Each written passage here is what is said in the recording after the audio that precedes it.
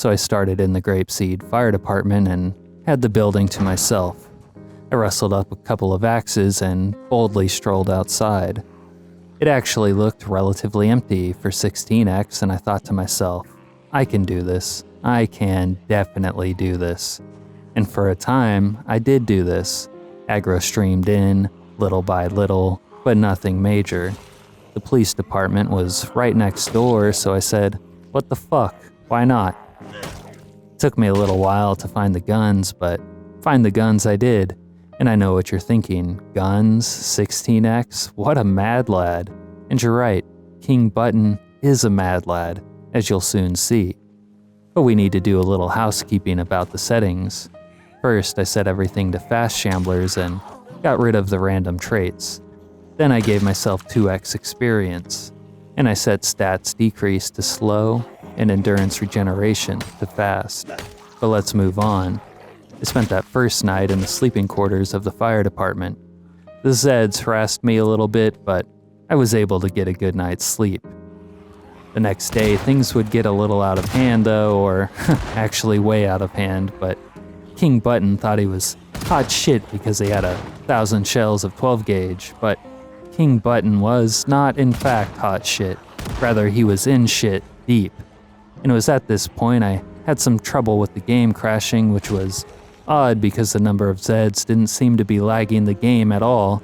It was running smoothly, 16x and everything, other than the crashing, and I was on the verge of binning this run, but I decided to give it one more shot and it kept working, so I kept going.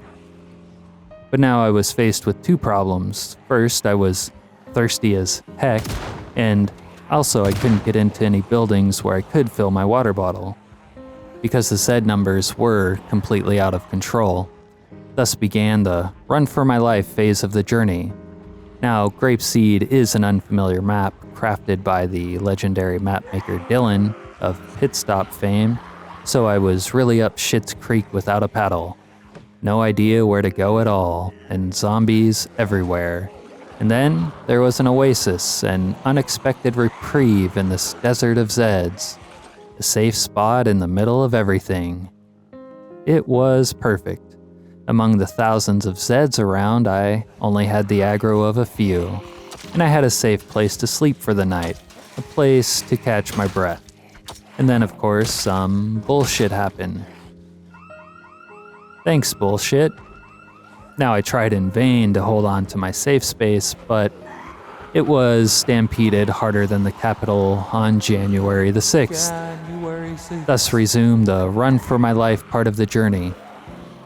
Man, the Zeds were ugly, but Grapeseed is a pretty map. Poor dear. But enough appetizer, let's get into the meat of the journey. Life in the woods. Living in the woods in Build 42 is actually pretty dope. Now, the first night was sketchy, but I did have a flashlight, I had my campfire, and I had some pumpkins. And then I built a shitty little log bench and log fence 1x2 sleeping quarters. You can sleep on the log benches, by the way. Now, being in the woods presented me with the problem of needing a water source. And to make matters worse, even if it decided to rain, I had nothing to catch it and no way to purify it. So I hit the road. I found wrecks with keys and gas, so I was mobile, that is, until my tire popped. But building on my Build 41 knowledge, which is extensive as all fuck, I actually recognized where I was. And I knew there were farming warehouses and living quarters nearby, which meant water, and more importantly, food, because weight was fast becoming a problem. And don't get me started on the calorie issues with Build 42. I was very, very close to turning off the nutrition system halfway through this run. But I like the way hunger and nutrition drive gameplay, even if it meant I would end up becoming underweight. I just wish that the nutrition system was better balanced already. But enough bitching. In any event, I was able to get into those nearby farm buildings, but honestly the Zed presence was still heavy enough to chase me out of there, so I spent the night in a wreck, hotboxing it with cigarettes. And then the next day, I fought my way into the warehouses properly and stayed up through the night fortifying it so I could safely sleep there. But as weird as it might sound, I was already missing life in the woods and wanted to get back there as soon as possible. So skipping a couple of days spent in those warehouses reading and eating vegetables, gross, I was back in the woods. And now I have to break the news, but I was 1 week in and already flirting with the underweight trait. So the next thing to do was find a way back inside of Grapeseed with the hopes of raiding some refrigerators. The truth is, I did find food foraging, and I also had success with the stick trap that I had, but I couldn't do anything to stop the rapid loss of weight. I needed real food, and I needed it fast. Anyway, the following day I would try to get clever building fence obstacles on the roadway to get easy kills on vaulting Zeds, but that was a complete and utter waste of time because the little wood fences are bugged. So instead of going on with that, let's talk about the day-to-day routine out here in the woods. For the mornings, I would forage, and during the day, I searched my surroundings for a water source, or I fought Zeds. And at night, I would craft stone axes and cook. And then I let the fire burn throughout the night so I wouldn't wake up in darkness. And by day 8, I was underweight. So I began to feel desperate. That's why for the next few days I would be fighting my way through the woods south as they led back into Grapeseed above the fire department, where everything all began.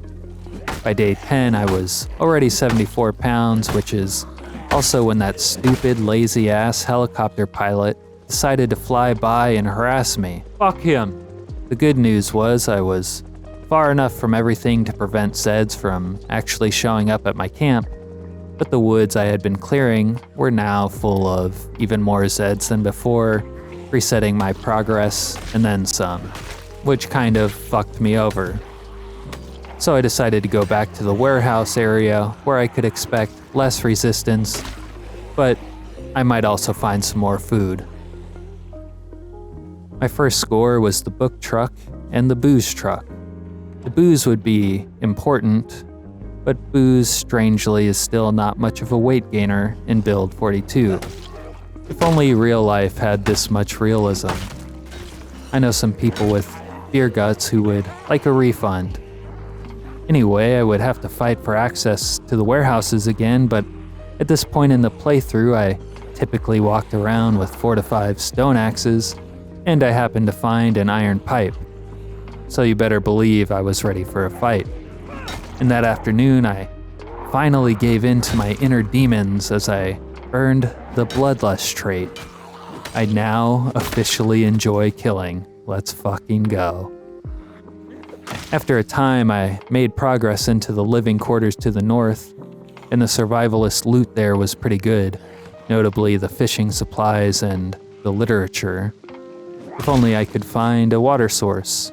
Other than starvation, that in particular was killing me. I was using 10-gallon fuel cans to stay hydrated at this point. Next day, it was into the little track homes to the south, which were decently stocked with food, and that was big because I was already down to 73 pounds. And then some bullshit happened again. Everyone say, "Thanks again, bullshit." Thanks again, bullshit.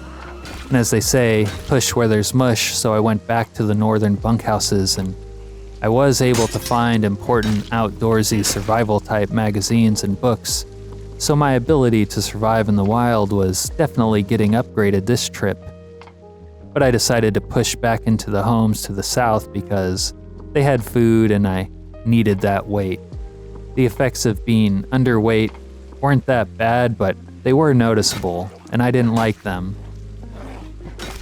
Anyway, despite the alarm Zeds, I was able to get back into the homes through a combination of stealth, bravery, intelligence, combat, and handsomeness, but hell, let's be honest, even if I did sneak into a couple of homes, I'd end up killing all of the fuckers eventually.